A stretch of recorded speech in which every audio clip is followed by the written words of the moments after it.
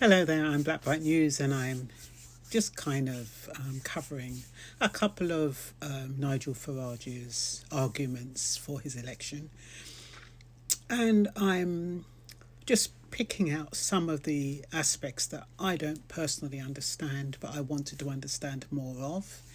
And I'm sharing those aspects with you. Now, this one is about his tax cuts and economic populism.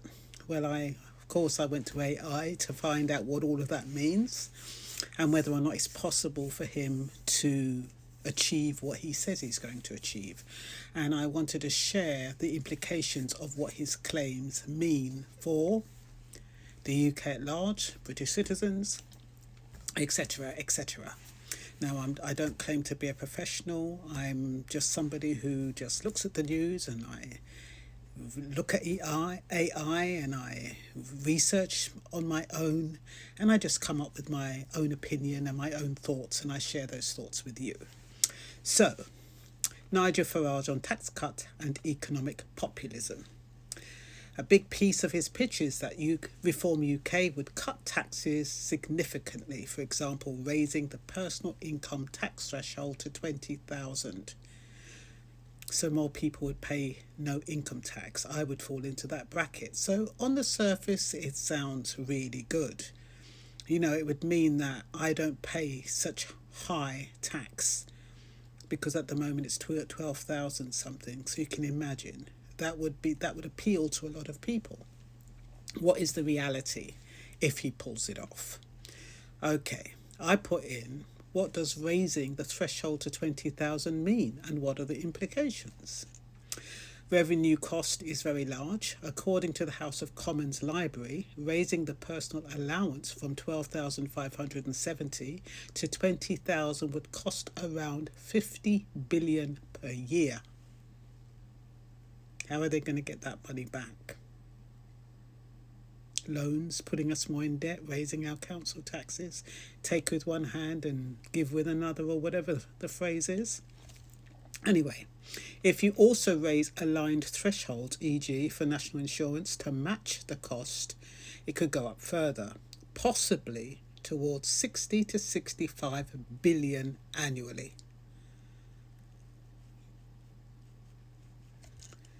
This is a very big hit to public finances. Such a cut in revenue would need to be funded either by very large spending cuts, tax increases elsewhere, or else rapid increase in growth. I can't see no rapid increase in growth happening anytime soon, can you?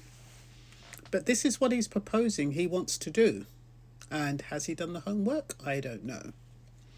So what is the impact on public services? The government has explicitly said that such a cut would reduce funds for core public services like hospitals, schools and social care. Do rich people like Nigel Farage and his followers, who may be middle to upper class, would it impact them? Do they have private healthcare? Do their kids go to private schools? Do they not need social care? So if they did put it in place, would it impact him or those like-minded people? We have to ask ourselves that question.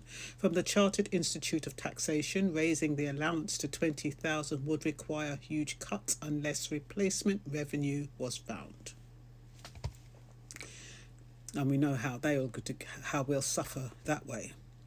Distributional effects. Who benefits most? Surprisingly to some, increasing the personal allowance to 20,000 may be regressive in relative terms. A significant portion of the gain would go to higher income earners. Some analysis suggests that 1/3 of adults already earn below the current personal allowance, so they wouldn't benefit at all from the increase. Conversely, pensioners could benefit more. State pension income might become tax-free if allowance is raised. There is also a regional dimension. Some critics argue that richer regions, e.g. London or South East, could gain more, while poorer regions may be more affected by offsetting spending cuts. The economic effects: short-term boost to take-home pay. For low to middle income earners, raising the allowance means more of their income is tax-free, so they take home more pay. That would boost consumer spending. And I think those are the people he's trying to appeal to. Nigel Farage is trying to appeal to and say, get on board, because, if I up your personal allowance to 20 grand, you won't have to pay any tax. That's more money in your pocket. Incentives and labour supply. It might encourage work if low earners feel they are keeping more of their earnings, though the effect depends on how people react. Some people might adjust their work savings or benefits behaviour, but quantifying that is hard. And the thing is, like I said, yes, in the short term, you might benefit, you might take home a little bit more extra, but then if they up council tax or they increase some other kind of taxes, and you are penalised for that, like VAT and stuff like that, so stuff that you can't get away with, is it worth it? Effect on fiscal drag.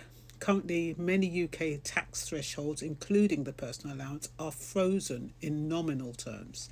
That means as wages rise with inflation, more people pay tax or move into higher rate bands. That's what they call the fiscal drag. Raising the allowance could partially reverse some of that drag for lower earners, but it doesn't necessarily address all the distortions, especially if other thresholds remain. So what are the political and practical constraints? The government said publicly that they have no plans to raise the personal allowance to 20,000, citing the significant fiscal cost. So even though Nigel Farage is, saying that this is what he's going to do, he probably knows it's unrealistic. Even if politically popular, e.g. via petitions, the scale of the cost makes it a difficult policy to deliver without trade-offs. What will the trade-offs be? Like I said, Nigel Farage doesn't shoot straight. So you have to ask yourself, how are you going to benefit, and is the benefit worth it? What is the trade-off? There's also a question of how to pay for it. Would you cut public spending, raise other taxes, borrow more? Each option has political and economical risks. So is it possible to raise it to 20,000? Yes, in theory, it is technically possible for the government to legislate for it, but political will. The government would need to prioritise this in its fiscal strategy, accept large reductions in revenue, or find alternative funding. Economic trade-offs: to make it sustainable, they'd likely need to offset the costs, which would mean higher taxes elsewhere or less spending. Timing: given budget constraints and competing demands, health, school, debt, making such a large change would likely be phased or tied to other reforms. Behavioural uncertainty: there could be unintended consequences, e.g. on national insurance, tax avoidance, work decisions, that make the policy less effective than headline numbers suggest. Conclusion: raising the tax-free personal allowance to 20,000 would deliver substantial benefit to many people, especially lower to income earners and some pensioners. But it would come at a very high fiscal cost, tens of billions per year, meaning either major spending cuts or compensatory tax rises would be needed. The distributional effects are mixed. Not everyone would benefit equally, and higher earners might gain more in absolute terms.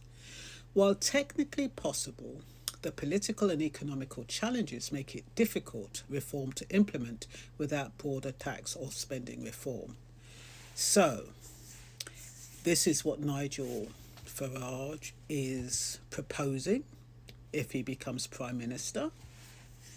And whether or not, what the implications are, like I said, with Nigel Farage, he doesn't shoot straight. He'll give us all these proposal that we see through rose-coloured glasses, and when the brown stuff hits the fan, it's too late. So all I'm doing is trying to help you ask yourself: is this realistic? Is this worth voting him in for? And then I'll leave that to you. So I think that's about it, and